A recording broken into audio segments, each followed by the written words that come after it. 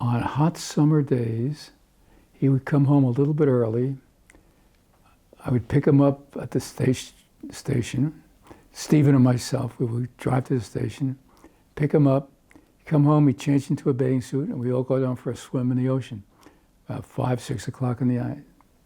He would cool off after a hot day in Manhattan. Worked very hard.